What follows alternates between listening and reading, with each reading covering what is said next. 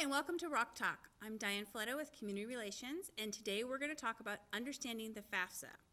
I have a full group here today of FAFSA experts that include Dr. Christina Wizwell. She is the Director of Counseling Services, and we have Tracey Boler, our Counseling Services Coordinator, Larrie, who's counselor at Cedar Ridge High School, and Jeff Pugh, who's counselor at Stony Point High School.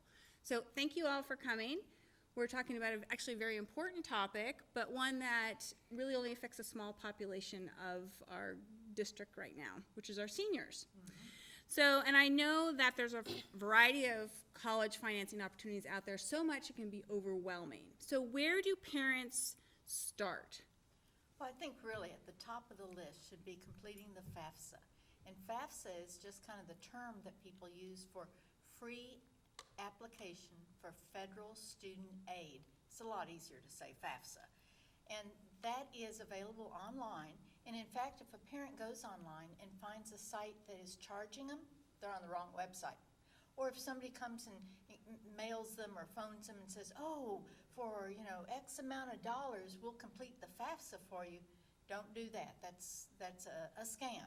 And we do warn our parents about that. But FAFSA, that's the very first step, because that is establishing that the family is interested in financial aid for their student. And it's not just financial aid, it could also be related to scholarships or grants, in addition to loans or work-study programs. So FAFSA is the number one step for parents to keep in mind when thinking about that senior going on to college. Well, that's great advice, great advice. So Tracey, let's talk a little bit about why it's important for the FAFSA to be filled out during the first quarter. It's really important to complete the FAFSA as early as possible. It opens January 1st, and you'd like to complete it in the first quarter. Basically by March 1st would be ideal, and it's very much kind of get going while the going is good, kind of an idea, while the pot is still full. So you want to complete it so there's an opportunity to get as much aid as possible. The longer you wait, there might still be money available, but you just might not be offered as much. So you want to fill out the FAFSA as soon as you get your income taxes back, because you'll need that to complete the FAFSA, and you'll want to do that as soon as possible where the pot of money is still full, where they're still offering pretty good sums of money to students and parents. You can continue filling it out as long, as soon as you step foot in the college campus, but you'll want to do it early to get the most amount of money. So if they do end up filling it out past March 1st, they can still fill it out, get their information in, but the money might be gone. It might be gone, or there just might be less. They probably would have been offered more money if they would have done it in the first quarter before March 1st. Okay. And Jeff, we're going to jump over to you and give us some strategies or tactics that parents and students can work together to make the process a little bit easier. Well, I always tell the parents when we tend to meet with our seniors at the very beginning of the school year in our senior conferences. And so I always tell them this is not the year just to drag your feet on doing your taxes. I always tell them do it as early as you can, so that way it makes the process of doing the FAFSA a lot easier for them. Because they can always start it and then resubmit after they do the taxes using last year's information, but it just becomes a little more complicated. So I always suggest to the parents they can help the students out a lot by trying to do their taxes earlier during their senior year. And so that helps. It helps with the student too if they're kind of on board with this. If they're not really on board with, kind of dragging their feet, the parents might do the same thing for them too. So if they're really excited about it, parents tend to gravitate to things that excite their students. If their kids are really excited about this, hey, maybe I'll do this. We as counselors help them along that process and encourage them, and encourage having meetings for the FAFSA so we can help them kind of bring down some of that tension that may arise, because the FAFSA kind of can be kind of a daunting thing for people. But if they've done their taxes, it's a lot faster and easier.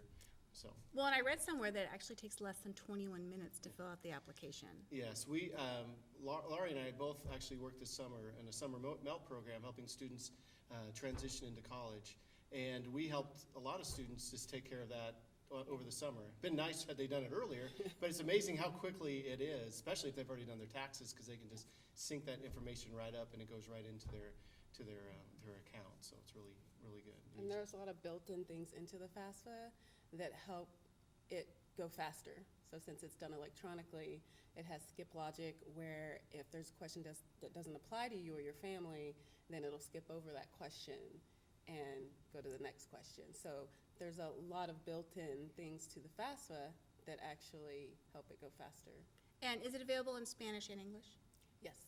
Good, it's good to And know. also, one of the things, I think for some of us, when we were going to college, it was scary because the FAFSA was paperwork and all this. It was almost like doing your taxes a second time. Yes. It was really, really intimidating. So I think some of us as parents who have children are now that age are getting, oh my gosh, I have to do the FAFSA. But because it's digital, it's online, and they sync up with your Right. with your taxes, it's actually pretty easy. So. Good, excellent. So with it being that easy, should every one of our seniors fill out the FAFSA? Yes. Yes. Whether you think that you're going to be eligible for some sort of aid or not, you don't know unless you apply, and it's a free application. So everyone should, because also some of the scholarships are based on you doing your FAFSA. Even if you only have $1 need from doing the FAFSA, you have to do it. So yes, it benefits all students. You have nothing to Nothing lose. to lose. Less Nothing than to lose. 21 It's a free- minutes. Exactly. It's a and free you application. you could Nothing come to out lose. with some Yeah. funding. Exactly. Well, and speaking of funding, Dr. Wizwell, tell us the difference between grants, scholarships, and loans. Well, first I'd want to point out how comfortable the counselors are about FAFSA issues. So if a parent is puzzled about FAFSA, they can always call their school counselor and get solid help from the school counselor as a wonderful resource. Right. And we have backup from the community and the colleges around. So Austin Community College and even the four-year colleges will come out and help us. They do presentations, they do workshops for our families, so they will sit actually with the families as well and do one-on-ones with them. Well, and that was one of my questions. So let's come back to the difference between the different funding. And then why don't you walk us through, I know starting in February, the district has parent meetings about financing college. So what can parents expect to learn at those events? Okay, so usually the parent nights, you'll have someone who's well-versed in the FAFSA who will come out and go step by step explaining the different types of financial aid, explaining the FAFSA, explaining the benefits of doing it, explaining the benefits of doing your taxes early, and even if you think that you will not be eligible, explaining the differences of, depending on which college you go to, if you go to a college that's very expensive, even if your income is high, you still may have a need and get money. So they'll walk them through every aspect and steps of financial aid. And then we have separate workshops set up through the district on the different campuses where they can get one-on-one help. Actually sit there while they input their information, and there's someone right there helping them. That's wonderful to have those type of resources available. Yes. And Community Relations is going to be putting together a page with the calendar of when the meetings are, and we'll start putting stuff out on social media, so Right. there's plenty of notice for parents. And at some of the events, they can actually get tax help. Oh, really? And is there someone at all the events or some of the events that's, Some of the events, and they'll be Spanish? Spanish, yes, yes. okay, Yes. great. And definitely the February is kind of that time frame that, as a district, we really focus on. Because we know that the earlier they get the process started, you know, in case there's a hiccup or something, they've got some time to do it. So that's why you'll see it in our district in February as a big time. We want it done by end of March, but sooner the better. Parents kind of think February, you know, is April 15th, that's tax day. But when you have a senior, tax day should be Right. sometime in mid-March, Right. Well, end and of there's- February if End they of February, can. right. And there's a priority deadline for state aid.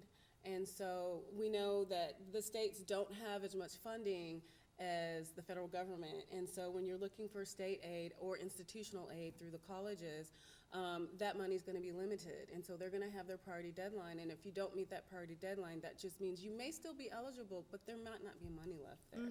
So, you know, March 1st, March 15th. March 15th is the Texas priority deadline. So you really want to be looking at March 15th to get your FAFSA. But build in some time for yourself and make your self-deadline Exactly. March 1st. So if Exactly. there's any Yes, wiggle exactly, room. exactly. Yeah, so you've got that So, March 1st.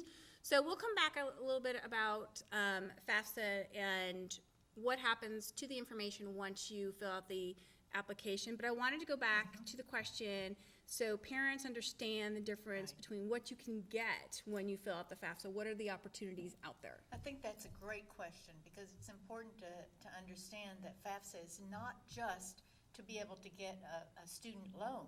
It's also, as Larrie was pointing out, is some scholarships are dependent on a student completing the FAFSA. And grants, those are wonderful, because a grant is where the university is giving money to that student. And it could be a need-based because of financial hardship in the family, or it could be merit-based, where the student is, the university is encouraging the student to attend their campus, and it's free money. A grant is just the school giving, $1,000, $2,000, $5,000 to the student for attending their university because they have filled out the FAFSA. And then scholarships, you have to apply for a scholarship, but some of them do require that you've already completed a FAFSA, and that again is free money, where the student may win that scholarship and have that money applied towards their college expenses. And then there's the student loan, where the student or the parent is committing that amount of money to be repaid after the student finishes their program at the university. When we met before Rock Talk and talking about the FAFSA and actually me getting educated on it, you used the term expected family contribution. So tell me a little bit and tell our viewers what the expected family contribution is. What does that mean, and are there further resources to help them work through financing that amount if it's unobtainable? At the end of the FAFSA, you'll get the expected family contribution, and that will let the family know how much they're expected to pay towards their child's tuition. That's normally where we look at, with counselors, we talk to the students. That's really where the students start making the decisions on where do they really want to go to college. I call it kind of comparing apples to apples. Because all these colleges are thinking about, there's apples, oranges, pears, peaches in comparison, because there's all these different reasons why they might want to go. But when they get to see, like, oh my goodness, it's going to now cost me this amount to go to this college, and it's not going to cost me that much to go to this college, and they start to make that decision on weighing out their decision on where they want to go. So that's why the FAFSA is so important to do it early, so there's money available, and then they can really get a chance earlier in the process to decide where they want to go to college, because now you're looking at February, March, April, well. Right, they don't let it get away graduate from you. June. Don't let it get away Right, from right. you. Yeah, exactly. They Don't wanna be get able to sucked in by all the graduation fun. Exactly. Take care of business, Yes. right? So that's where this is so important, that the students can kind of make that decision. Otherwise, they're kind of just lost in this, which college do I want to go to?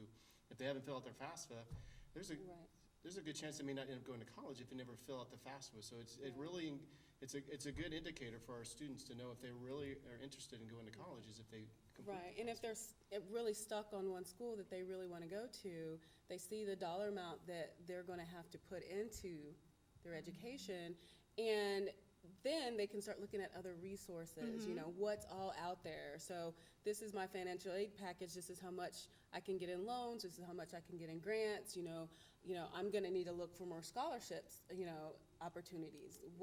Where else can I go? And all those conversations we've been having with our students about, hey, you should fill out some scholarships, and all those moments where the parents go, hey, haven't you been doing anything about scholarships? Kind of then hits home with the student if they haven't been filling out outside scholarship opportunities, and they have to kind of really decide, so if they have been doing their scholarships and filling out for scholarships, maybe that number may not matter so much because they've got extra money that they can kind of fill in, because that information is not going to show any outside scholarships that you've earned or you've worked towards. It's just going to show the stuff that the federal government is saying, hey, this is available, and that college would show these are the grants that are available through that college. You won't show that extra stuff that you may have accumulated over the years. And so that's why, again, we're talking about FAFSA, but not, and you talked about scholarships. Well, scholarships are very, very important, and that can help with that number and kind of take away some of that sticker shock that you see. And you can go back to the colleges. You should never fear going back to the financial aid offices at the school that you plan on going to and saying, I need more money. Is there money there? Interesting. Yes. So you can fill out your FAFSA, get your EFC, Yes. get your EFC, and then take your EFC to Now, how many colleges can I put on that application, or on that FAFSA application? It is 10? Multiple Multiple. colleges. So, and then I can use that that expected family contribution and shop between these 10 schools that are, that I've identified as ones I want to go to? Correct. You can go and Oh. say, okay, this school's going to cost me this much. Right. This is my EFC, so this is the balance I have. You know, I'm going to go to that financial aid office and say, you know, I need more money. Is there any more? A lot of schools, because people apply and they fill out their FAFSA, they get awarded a certain amount of money, and then they end up going to a different school. Right. And so at the end of the day, there may be other monies left on the table. The schools want to award all the money that they have. Right. And so if they have extra money, So if I've narrowed it down between 3 schools, and school A is my first choice, but school C, I mean, it's still a good school, but they're willing to work with me, yes. then I go to school C. It's that financial aid award letter that you're looking at, because they're going to give you something from all the colleges, and that's what you're using as your comparison. I always tell my students that the people you really want to get to know after they've got to know us so well Right. is the financial aid officer, and then is the kind of the main one. Get to know them, Right. because they're going to help. They can help you along the process Yeah. as you get there, and then continue to stay there. And new stuff comes up every Exactly. year. Right, Exactly. and They're don't gonna look know at the the good ones, initial so. sticker shock like he was saying, because there might be some initial sticker shock on, you know, a particular school, especially if it's a private school or an out-of-state school. So Right. you're gonna be like, eh. But once you get in there and delve in there and there's extra money that they can maybe give you, and then it may bring them down to level. And if you're really looking at this Yeah. school more, and it's just a couple $100 difference after you've gotten some more money. But it all starts with completing the It's FAFSA. all Right. starts. You can't have have to any of these exactly. conversations, you don't know how much you need to Exactly. contribute to your tuition unless you complete the FAFSA, regardless of Exactly. what the income status of the family is. So Jeff and Laura, I'm going to come back to you in a second and ask you your final thoughts, but I want you guys to work together on this question. There's a lot of misperceptions out there that the people who can apply for grants or scholarships are either your top academic performers, or maybe you're ones that are just lower socioeconomic class. So can you explain about who can apply, what they can expect to receive, what the misperceptions are? Sure, the FAFSA, everyone should apply regardless of family's income status. Again, it's the first step, so it's eligible and open for all students. And we believe every student who is thinking of going down this path, maybe even slightly considering going down this educational path, should apply for FAFSA. And there is grants that a student can get, there are scholarships, there's actual financial aid loans, there's many opportunities to finance college and education, but you can't know what you're looking for until you do the FAFSA. So there's a lot of families that say, oh, well, we make too much money. Right. No one's gonna give us anything, but you never know You never know. until you complete the FAFSA. Or you never know how much you truthfully have to finance. You might not have to, you look at a brochure and it says, oh, college is $40,000. That might not be the actual number you have to finance, but you won't know that unless you complete the FAFSA. So every student, regardless of family income, regardless of merit, regardless if you're in the 30th percentile of class, if you're in the 98th percentile of your class, everyone should fill out the FAFSA. Great. Dr. Wizwell, do you have anything to add on that one? Well, I think as Larrie was pointing out, it gives you the right to negotiate with the financial aid offices what kind of a package deal you would like to finance your college education. And you can't do that unless you have completed the FAFSA. Information is power, right? Absolutely. Right. Jeff, final thoughts? Well, I always try to just encourage my students and just fill it out. If you really, as a past math teacher, now counselor, statistics is really important. You're more statistically likely to go to college if you fill out your FAFSA. It's kind of like you've really decided, I'm going to do this. And so it's a good indicator that, okay, I want to do this, I want to go to college, so let's get that FAFSA filled out. Because there's a lot of conversation, maybe applications filled out for semester or senior year. This is really kind of where it really hits the road here. Or you really want to go to college. And so doing it is extremely important. It's not intimidating as it sounds or seems. 20 minutes, 30 minutes, doesn't take much time. But even if you're not sure Yeah. where you want to go or what you want to do, This is the way to fill find it out. out. Fill it out. Exactly. Fill it out. Because When you in doubt, might, fill it out. and when in doubt, fill it out, right? Because you might change your mind later. Yeah. Oh, yeah, and circumstances may change later. Great. Your last thought? Well, my last thought is that there's help. There's so much help out there, so you just have to utilize it. I mean, there's help in the schools, there's help in the communities. So, and if you have a question, the student just really needs to go into their counselor's office, and that's what we're here for. Great. Tracy? My final thoughts would be get those taxes done early so we can get this started. There is a link to the FAFSA website on every high school campus website, on our district website. You can do this. And we'll also include the link with the Rock Talk segment, so it'll be easy. Once people watch our segment, they can go, I need to go check out that FAFSA, and then they can click right on it. Dr. Wizwell, your final thoughts? I've got to point out that the time and money that a student puts into college is an investment in their future. So I know that nobody wants to take out loans. That's very uncomfortable, but it is a step for a successful future, making dreams come true. So I would encourage parents to take that first step to support their child going to college, is complete the FAFSA, preferably by March 1st, finishing out those income tax returns, checking with their school counselors, and working with the colleges that their child is interested in, because that is their child's future. Well, thank you all so much for being here. All very important information. I have learned so much about FAFSA, and I'm going to just put that back in my data bank for when I need to use it. So thank you all for joining us on Rock Talk, and we hope that if you have a senior here in Round Rock ISD, that you too will fill out the FAFSA.